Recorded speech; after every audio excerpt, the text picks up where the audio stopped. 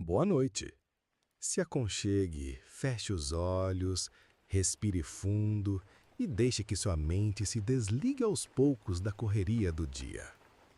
Hoje vou te contar uma história em primeira pessoa, como se fosse um relato íntimo. É a história de um sonho lúcido, mas não um sonho qualquer. É a experiência de acordar em um hospital, sozinho, em um mundo apocalíptico e viver uma jornada estranha, cheia de silêncio, medo, reflexões e descobertas. Uma história que me levou até a morte e, de forma surpreendente, ao despertar novamente. Uma história que, no fim, revelou ser apenas um sonho. Deixe que minhas palavras guiem a sua imaginação enquanto você se entrega ao descanso da noite. Acordei com um som perto do meu ouvido. Um gotejar insistia em marcar o tempo que eu ainda não compreendi. Uma gota, oco metálico, outra gota, oco de novo. Como se um relógio do mundo tivesse sido rebaixado a balde. Abri os olhos e o teto que me encarava não era o meu. Placas brancas que um dia foram brancas. Hoje um mosaico de manchas, veios escuros, bolhas de umidade que desenhavam mapas de países que não existem. A lâmpada tremeu num espasmo elétrico e, por um instante, desenhou sombras de cabos no gesso como galhos finos. Respirei e a respiração veio áspera, com o cheiro de poeira, álcool velho e ferrugem. Levantei a mão, toquei o lençol, que não era o meu lençol. Senti o tecido fino, áspero, um estalo no colchão ao girar o corpo. Estava numa cama de hospital, mas o hospital estava morto. Sentei devagar, as pernas bambearam como se eu tivesse caminhado dias dormindo. Ao descer os pés, o azulejo frio subiu como um arrepio até a nuca. À esquerda, uma cadeira de rodas tombada, com uma das rodas ainda girando lento, sem ninguém para dar o último empurrão. À direita, a cortina rasgada batia num vidro quebrado, deixando entrar um vento que cheirava a chuva antiga. Na mesunha, uma prancheta com fichas molhadas e elegíveis, um copo d'água amarelada, uma seringa que preferi não tocar. O silêncio do corredor, no entanto, tinha peso. Era um silêncio que carregava para dentro tudo que o mundo lá fora havia deixado cair. Empurrei a porta e dei de cara com um corredor comprido, estreito, luzes piscando, macas encostadas, lençóis manchados, um carrinho de curativos com rolos de gás desenrolados como tripa de pano. O chão tinha passos impressos na poeira, indo e voltando, e depois indo e não voltando mais. Passei por uma sala de espera, cadeiras plásticas invertidas, revistas abertas em páginas de horóscopo prometendo coisas que nunca chegaram. Um telefone fora do gancho, soltando um suspiro branco de estática. Tentei dizer olá, mas minha voz me pareceu estranha ali, como se eu fosse um intruso no museu de uma vida interrompida. Encontrei o saguão.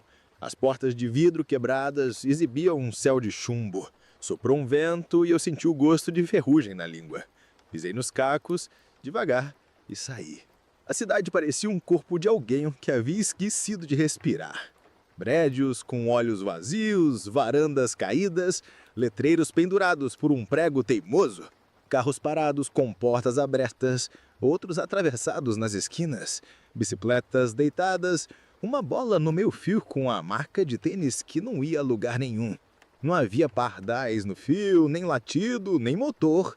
Havia apenas o barulho do vento atravessando. Lembrei, veio não como lembrança, mas como reconhecimento, que isto era um sonho lúcido. O pensamento não trouxe alívio, trouxe a responsabilidade. Eu estava ali e o ali existiu bastante para me obrigar a atravessá-lo. Caminhei, escolhi uma rua menor, desci. Numa vitrine quebrada, vestidos de noiva cobertos de pó tinham virado fantasmas. No açougue, ganchos vazios. Na farmácia, embalagens no chão. No quadro de avisos da escola, delhetos com desenhos infantis, de mãos dadas, colados com fita velha. Empurrei a porta da biblioteca municipal, que resistiu um pouco antes de ceder. O cheiro de livro molhado tomou ar. Prateleiras tombadas, uma juva antiga vinda do teto desabado, páginas coladas umas nas outras. Sentei no chão e li trechos molhados, como quem recolhe conchas, palavras que se salvavam ao acaso, como amanhã, casa, voltar. No fim da tarde, o vento mudou. Trouxe com ele um cheiro de madeira queimada e algo doce, como fruta passada. Quando a noite caiu, não havia estrelas. Escolhi uma casa com a porta entreaberta, atravessei a sala, encontrei um sofá com a espuma exposta, deitei e ouvi vozes que não estavam ali. Vozes imaginadas, vizinhas que se despedem, risos de crianças. Dormi dentro do sonho. Sonhei com luzes acesas e um jogo de futebol na TV, um cheiro de alho, uma panela chiando. Acordei com o coração batendo forte, como se tivesse corrido pelos telhados. O mundo ao redor permanecia parado, à espera de que eu decidisse continuar. Continuei. Dias, ou o que o sonho decidia ser um dia, se empilharam uns nos outros. Numa esquina encontrei um supermercado. As prateleiras pareciam ter sido varridas por uma mão apressada, enlatados abertos, farinha espalhada como neve, um carrinho infantil travado num corredor. Vasculhei com calma, recolhi 2 garrafas de água que pareciam menos ruins que as outras, arrumei um saco com bolachas moles, um abridor de latas. Enquanto guardava, ouvi o ruído. Baixo, arrascado, como garras leves raspando o chão. Segure a respiração. O som cessou, depois veio de outro corredor. Não era pessoa, eu dizia ao corpo, mas talvez fosse um gato, eu dizia ao medo. Mas o medo tem orelhas melhores que a razão. Dei 3 passos para trás, o som aproximou e eu corri. A porta automática, morta, me permitiu passar por entre os vidros quebrados. Lá fora o vento limpou meus ouvidos com assovio. Caminhei das pressas e isso, então respirei. Na mesma rua, uma escola. Pátio vazio com um balanço que balançava sozinho. Em ângulos mínimos, não o suficiente para virar medo, mas o bastante para virar presságio. No corredor, murais de trabalhos com tinta guache seca, rachada, lápis de cor espalhados como ossos. Abri uma sala, segundo ano B. O quadro tinha a lição do dia ainda escrita, multiplicações pela metade, risadas interrompidas.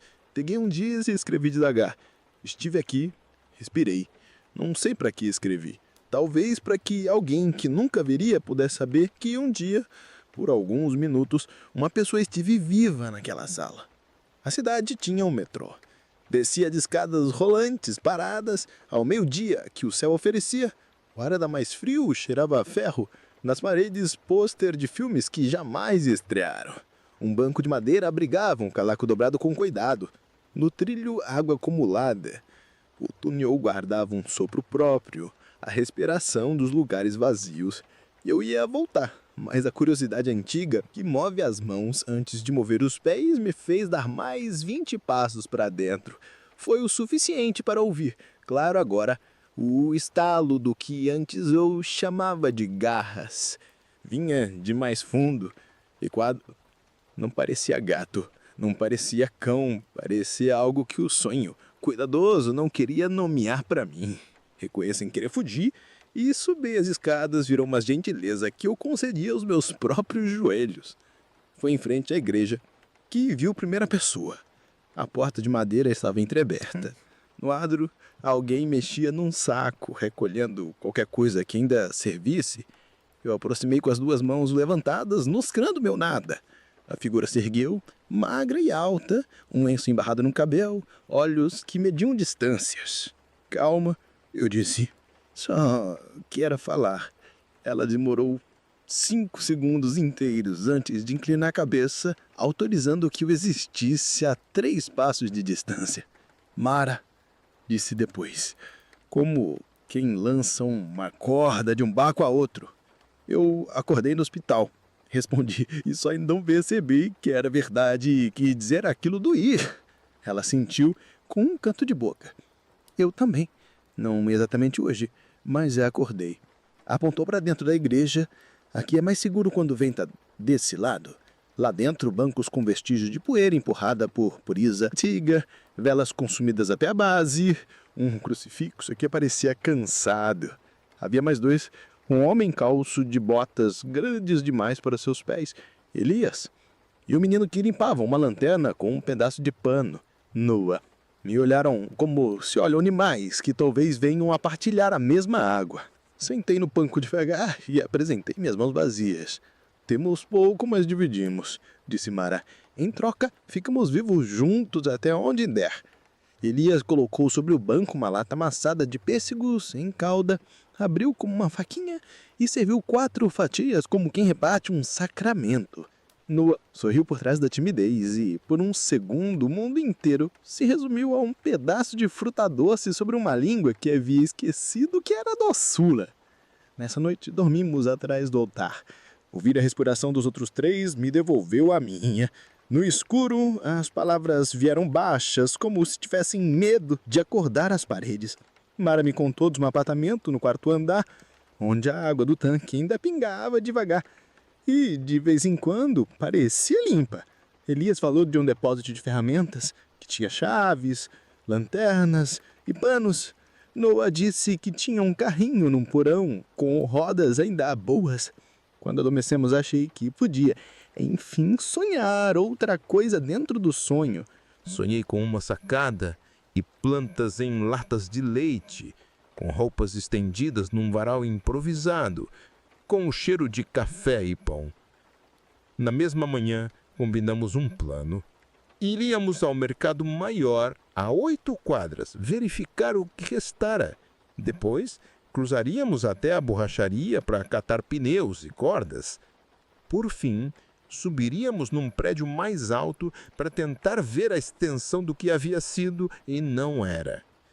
Caminhamos pelas ruas como 3 pontos de exclamação seguidos de um ponto de interrogação. Nos muros havia símbolos feitos com tinta spray, triângulos, círculos cortados, traços duplos. Gente, disse Mara, grupos, sinalizam que viram. Comida, água, perigo. Paramos num círculo com um risco no meio. Ofensores, disse Elias, e a palavra caiu no chão como uma chave pesada. O que são? Perguntei ainda sem querer nomear o intesivo do metrô. Não sei se eram gente, sei que tem cheiro, e que caminham juntos, e que não olham para cima. Noah apertou minha mão como se ela tivesse sido dele antes. No mercado, recolhemos o que sobrou, em uma mochila, 2 botegas plásticas, uma caixa de fósforos pela metade, panos, um pedaço de plástico grosso para virar capa contra a chuva. No estacionamento, um carrinho com 3 rodas boas e uma ruim virou nosso navio. Saímos em direção à borracharia. Foi então que o som veio. Não era vento, não era o barulho da cidade vazia. Era uma coisa misturada, um arrastar de pés, um crique úmido, um ruído de garganta sem palavra. Mara ergueu a mão pedindo silêncio. O Noah prendeu a respiração de forma quase heróica. Elias me apontou um beco. Entramos. O som aumentou. O beco tinha saída por trás de um portão de madeira. Estava enterrado. Eu e Elias empurramos. As dobradiças berraram. Empurramos de novo. Abri suficiente para o Noah passar primeiro, depois Mara, por último eu. Quando eu puxei o carrinho, a roda ruim travou. Então viro a cabeça e os vejo. Não eram exatamente como eu temia. Eram exatamente como eu temia sem saber que temia aquilo. Altos, ossudos, a pele esticada sobre músculos que pareciam errados, as mãos terminando em dedos compridos demais para dedos humanos, olhos quase inteiros, pretos como poço. Não corriam como animais, corriam como pessoas que desaprenderam a correr mais rápido. E tinham no fundo do peito um som de chiado, como se fossem respirados por um motor. Um deles olhou para o carrinho e não me viu. Vi o brilho do olho que não sabe olhar para cima. Na hora, disse Mara, e puxou minha manga com uma força que eu não sabia que cabia naquele corpo magro. Passamos por dentro do portão e eu segurei o carrinho pela frente, ergui um pouco e o arrastei. Elias encostou o portão de volta devagar, com a outra mão já oferecendo a marreta que encontramos. O som ficou do lado de lá. Ficamos do lado de cá. Ouvimos com 1 minuto que pareceu 1 hora. Depois o vento voltou. A borracharia virou um arsenal de utilidades. Cordas, câmara de ar, 2 lanternas pequenas, um macaco hidráulico, luvas grossas. Amarrei uma corda na alça da mochila do Noah e passei pelo meu ombro. "Por que isso?" perguntou ele. "No susto, a gente não se perde." Ele assentiu, os olhos crescidos. "Eu não me perco", disse com a ansiedade que meninos usam para atravessar pontes imaginárias. Gostei dele como se eu o conhecesse de outra vida. "Não olham para cima", repeti em silêncio, como quem aprende a rezar. Subimos ao topo do prédio mais alto da quadra. A escadaria estava suja, mas firme. No 5º andar passamos por um apartamento que cheirava a roupa limpa de meses atrás. No 7º, por um corredor com uma bicicleta infantil encostada, rodinhas ainda brilhando. No 10º, um varal de alguém balançava o vento, lençóis cor de sol no meio de um céu cinza. Na laje paramos e respiramos juntos. Dali, a cidade se mostrava em sua extensão.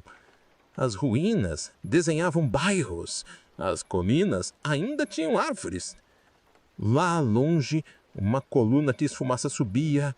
Mais perto, um rio refletia um pedaço de céu que o céu tinha esquecido de esconder. Foi Mara quem viu primeiro. Apontou. 3 pessoas atravessavam a avenida mais larga. Um carregava uma mochila amarela, o outro empurrava uma bicicleta, o terceiro caminhava com passos ritmados. "Gente", disse Liz, com um alívio que pareceu dor. Acenamos com um pano. Eles olharam, hesitaram, acenaram de volta. Combinamos de descer. Quando chegamos à rua, eles já nos esperavam na esquina, por trás de um ônibus tombado. "Não nos aproximem rápido", disse a mulher de mochila amarela. "Temos tido dias ruins." Paramos a 4 passos. "Não somos problema", disse Mara. "Temos água, temos braços, temos sono." A mulher sorriu com metade da boca e apontou para o homem da bicicleta. "Rafael", depois para o de passos ritmados. "Damas." Ela, "Lívia." Apresentei os nossos. Noah apertou os olhos como quem fotografa as pessoas para guardar. Trocamos coisas. Demos 2 cordas, recebemos 2 latas. Demos um isqueiro, recebemos uma capa de chuva. Demos silêncio, recebemos histórias. "Os ofensores são piores à noite", disse Damas. "Não porque vejam mais, porque nós vemos menos." Rafael falava pouco, mas martelava. "Rooftops, telhados, sempre que puder." Lívia tinha a calma das pessoas que já perderam coisas demais. "Não se corre por correr", disse. "Energia é moeda." Ficamos juntos naquela noite, num estacionamento coberto, com os carros como paredes e o ônibus tombado como portão. Acendemos uma vela pequena dentro de um copo para que a chama não gritasse para fora. Damas fez um mapa no chão com fita e linha, desenhando ruas, becos, círculos perigosos. "Aqui cantam", disse apontando um quarteirão à esquerda. "Cantam? É como se alguém tivesse esquecido a voz dentro deles. É pior do que ver." Elias ficou mais sério que o usual, e entendi por quê. Há medos que preferem a escuridão não por covardia, mas por respeito.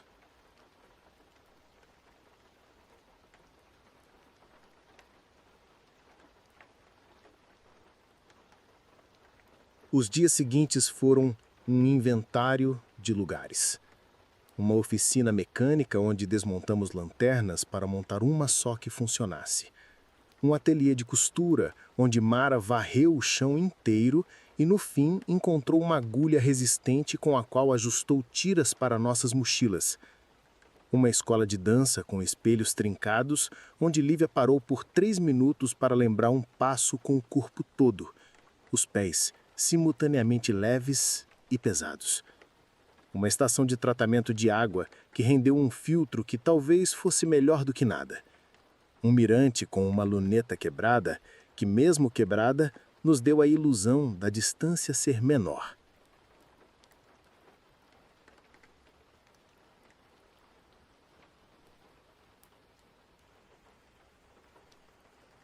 De vez em quando, cruzávamos com outros. A cidade não estava vazia de nós.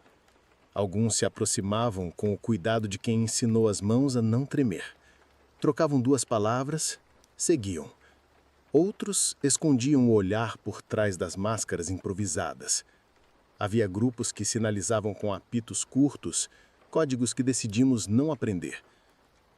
Em certo cruzamento, um homem sozinho carregava um saco de batatas. Nos viu, colocou o saco no chão, levantou as mãos. Troco por pilhas. Trocamos. Ele nos olhou como se quisesse nos dizer algo mais, mas as palavras morreram na garganta. Partiu.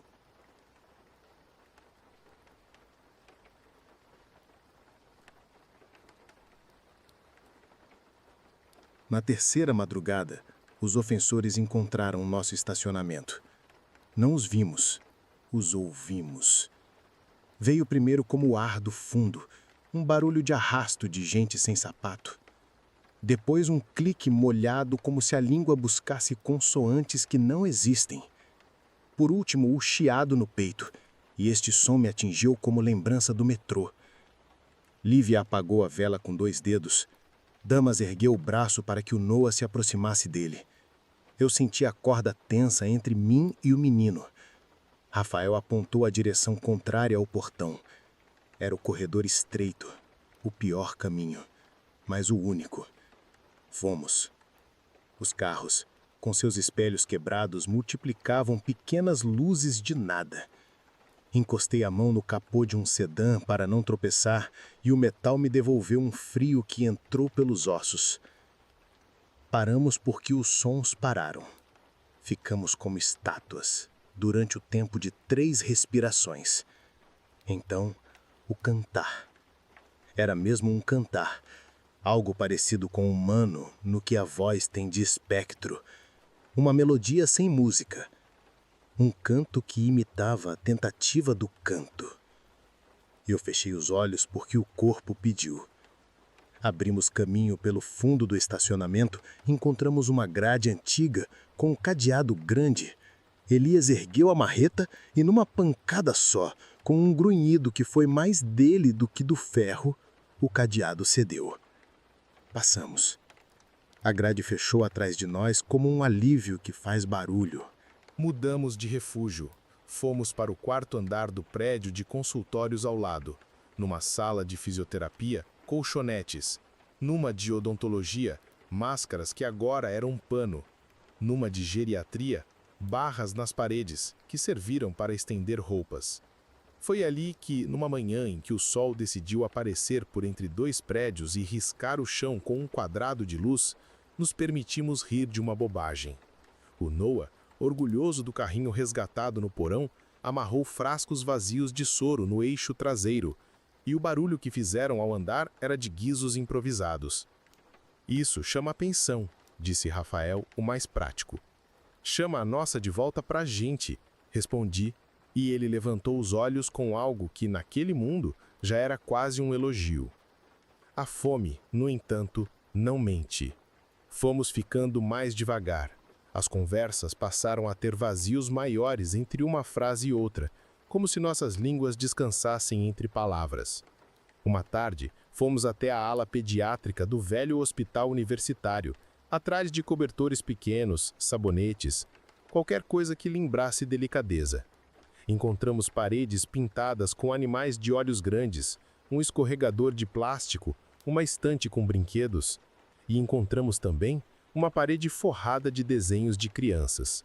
Casas, pessoas de mãos dadas, um sol com raios compridos. Fiquei parado diante daquele muro, como se diante de um altar. Lembra quando a gente achava que raios de sol eram assim mesmo? Murmurei. Lívia encostou a cabeça no meu ombro. Foi um gesto breve, mas mudou a gravidade da sala. A primeira perda veio a seguir. Pequena, mas terrível. O Noah escorregou. Não era uma queda grande. Foi um tropeço bobo na escada de serviço, mas a perna bateu, abriu um corte feio. Mara estancou com pressão e pano. Eu segurei a mão dele. Elias encontrou o antisséptico numa gaveta e maldisse a falta de pontos. Vai ficar tudo bem. Menti com a voz mais sincera que eu tinha. O Noah, que já havia decidido ser corajoso antes de precisar, disse que doía como quando você morde o lábio e o gosto de sangue não é só de sangue, é de susto. Deitei com ele naquela noite e contei uma história inventada de uma árvore que vivia no topo do prédio mais alto e que todas as manhãs ensinava o vento a descer devagar. Ele dormiu no meio. Eu demorei. Poucos dias depois, encontramos um grupo que não queria trocar coisas, queria tomar. Eram 4. 2 abriram sorriso, mas os olhos não sorriram. Os outros 2 ficaram atrás, com pedaços de ferro. "O que tem?" perguntou um, exibindo os dentes como quem exibe uma faca. "Temos pressa", respondeu Rafael, e eu admirei a capacidade dessa palavra virar escudo. "Deixe as mochilas", disse o outro. Damas deu um meio passo. Houve aquele instante antes do movimento em que os corpos sabem o que vão fazer antes da mente decidir. Nesse instante, um dos ofensores passou correndo pelo fim da rua, sem nos ver. O grupo dos 4 olhou para o lado ao mesmo tempo. O instinto venceu a ambição. Correram. Ficamos. Rimos de nervoso.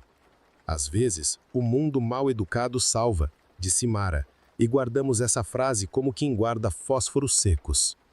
E então, o outono que o sonho inventou chegou com um vento diferente. As folhas, as poucas que sobravam, insistiam em cair ao mesmo tempo.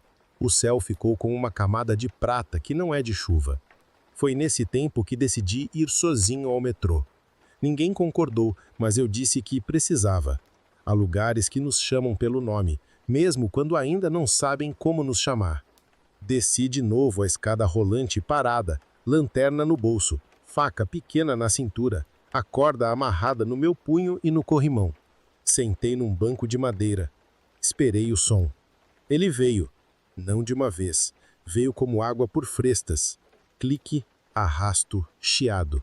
Levantei devagar. Caminhei mais 3 passos, a lanterna apontando para as botas, não para a frente. O túnel respirou. Respirei junto. Um sussurro passou por cima da minha cabeça e eu lembrei do que Mara dissera.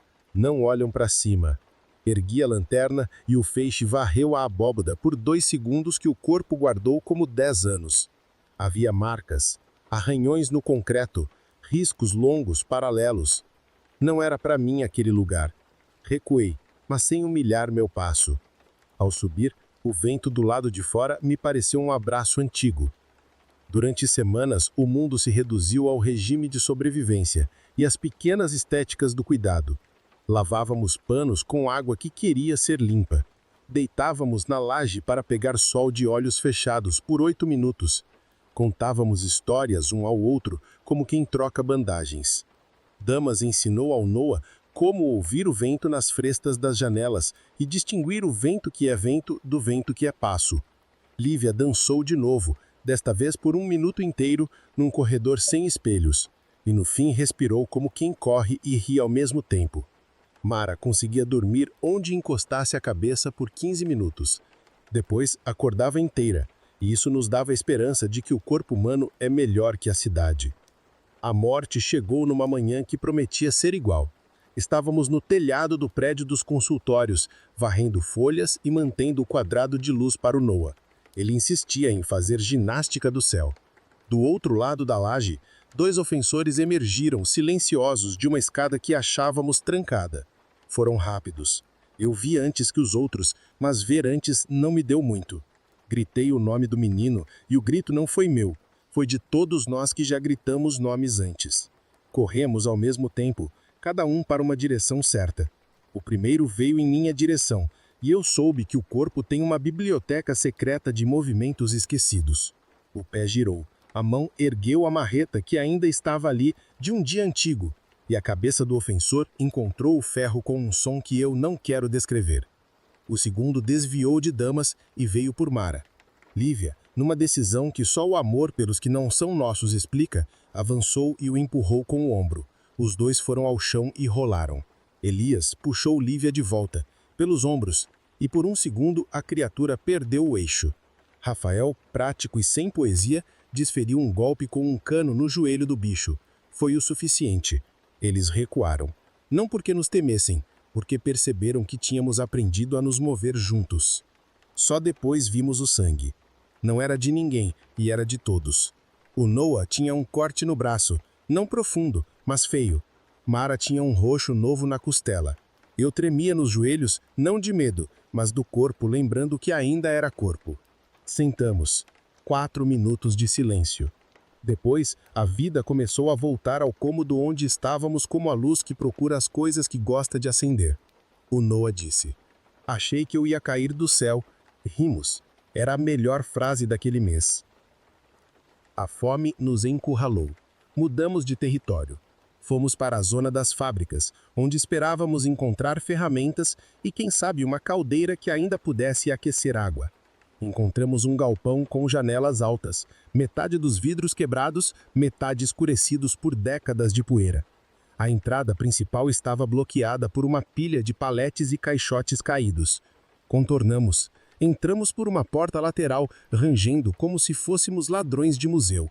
Dentro, um mar de máquinas paradas, silhuetas metálicas de dinossauros. O chão coberto de óleo seco colava nas solas como um filme antigo. Foi ali que percebemos.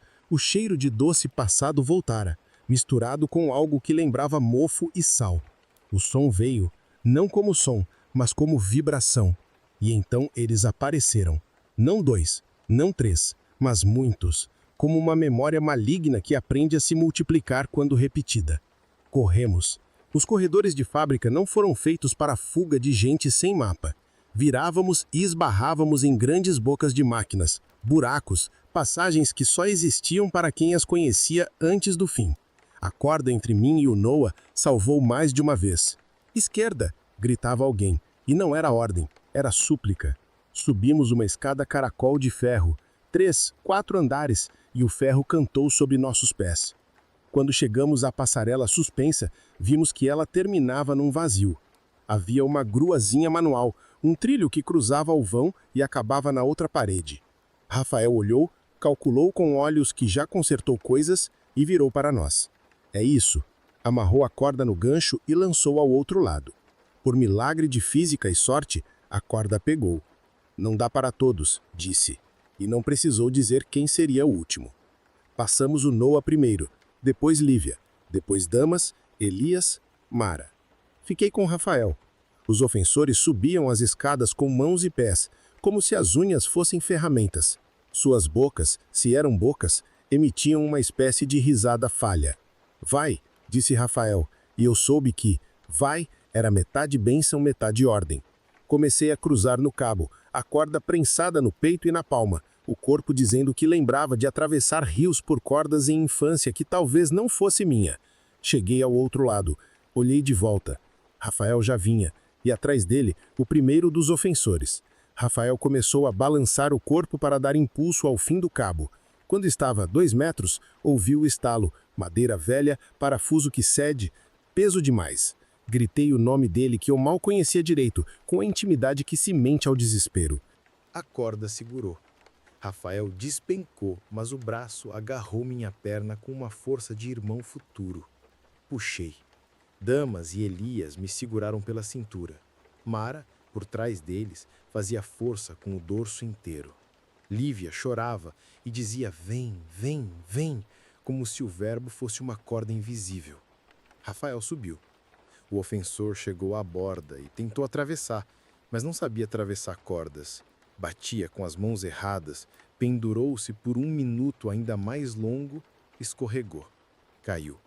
O barulho do corpo dele lá embaixo foi uma nota grave demais para a escala de música. Saímos da fábrica como se saíssemos de um ventre. Do lado de fora, o ar parecia de outra composição química.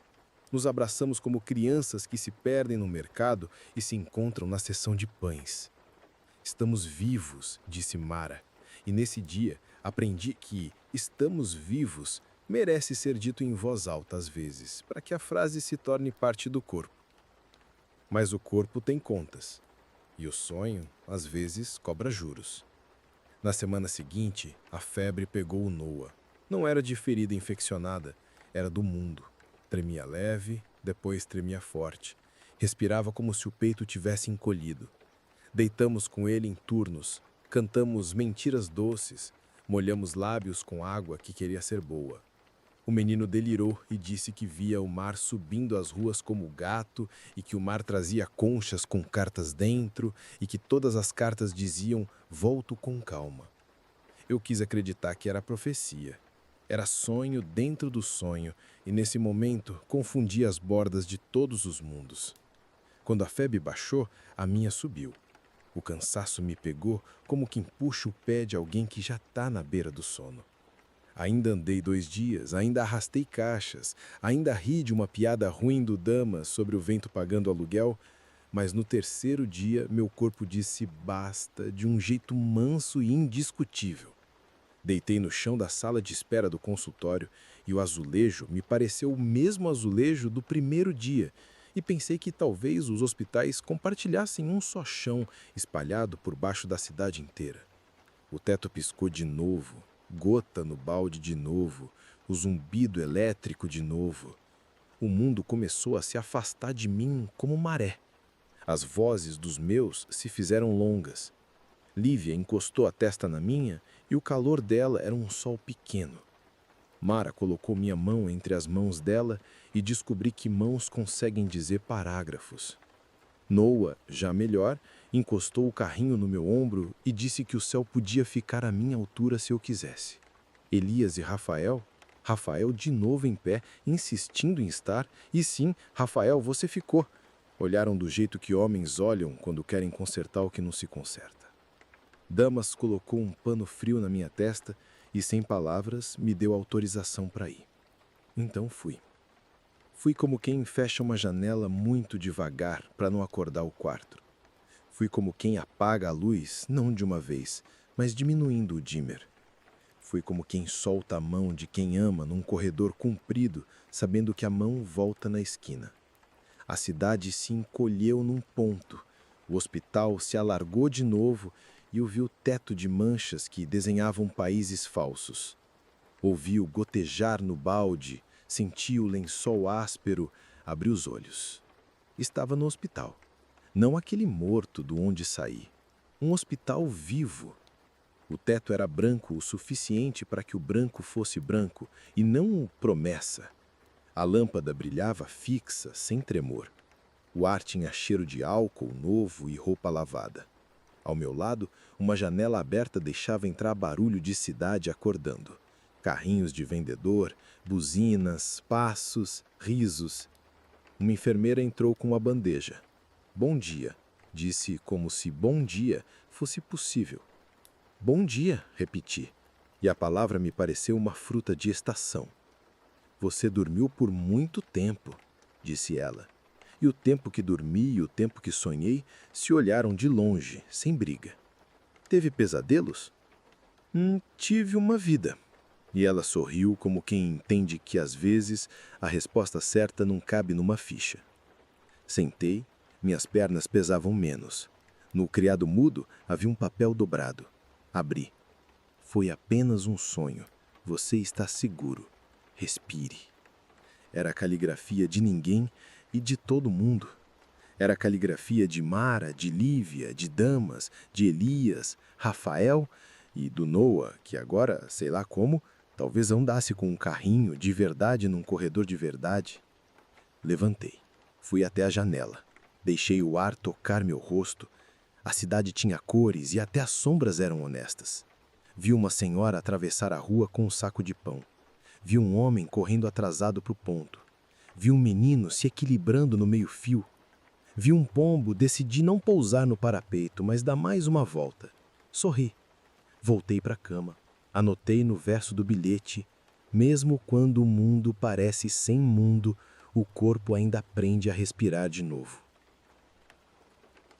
Fui até a cozinha do andar, pus água para ferver. Fiz um chá com um saquinho que dizia camomila. O gosto era simples. Pensei em escrever tudo, mas desisti. Às vezes é melhor guardar em silêncio uma história que só quer ser guardada. Voltei para o quarto, deitei e observei a janela entreaberta. O vento mexia a cortina num balanço que eu reconhecia como voz de casa. Fechei os olhos e, por um instante claro, ouvi muito, muito longe o bater de rodas pequenas num chão liso, como o som de um carrinho passando pelo corredor. Pensei que se eu voltasse a sonhar, seria agora um sonho com mesas postas, varais, plantas em latas de leite, risos de corredor, e que quando acordasse, ainda assim, eu lembraria das ruas vazias com respeito, como quem visita um cemitério onde deixou um nome que aprendeu tarde. Antes de dormir de novo, prometi uma coisa baixinho, a única oração que sei fazer sem me sentir impostor: cuidar com delicadeza das coisas que toco. Porque no fim, foi isso que aprendi lá, na cidade partida. O mundo que resta depois do fim é o que a gente consegue cuidar. E mesmo o cuidado que parece pequeno, dividir uma lata de pêssego, amarrar uma corda, apertar uma mão, ensinar o vento a descer devagar, muda a gravidade dos lugares. Adormeci. Quando acordei, já era manhã mesmo, manhã do meu mundo. O corredor tinha barulhos de rodinhas boas, vozes, alguém tocando uma música baixinho no celular. Levantei, abri a janela inteira e deixei a luz entrar sem medo de que ninguém a visse. Olhei para a rua e escrevi, dessa vez só na cabeça, para quando a memória quisesse me trair. Em tempos escuros, a esperança tem cheiro de água morna, gosto de pão e cara de gente.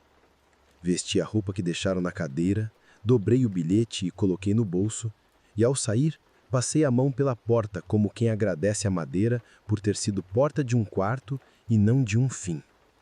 No corredor, uma criança passou correndo atrás da outra, as risadas fazendo as paredes vibrarem de uma maneira boa. A enfermeira me cumprimentou, o médico me disse que eu parecia melhor, e eu respondi que parecia mesmo. E por um instante tive a certeza que quando dormir de novo, vou encontrar de novo a vila e o hospital e as fábricas e o metrô e todos os mundos onde eu vivi e morri e acordei. Não porque vou voltar lá, porque eles agora moram em mim. E morar é verbo que em qualquer apocalipse ainda pode ser conjugado no presente. Saí para a rua. O sol encostou na pele como se me reconhecesse. Pesei o mundo nos pés e achei leve. Caminhei sem pressa até a esquina. Antes de cruzar, ergui os olhos. O céu estava vivo e os pássaros, que às vezes esquecem da gente, lembravam. Respirei uma vez, como quem guarda perfume num lenço, e fui.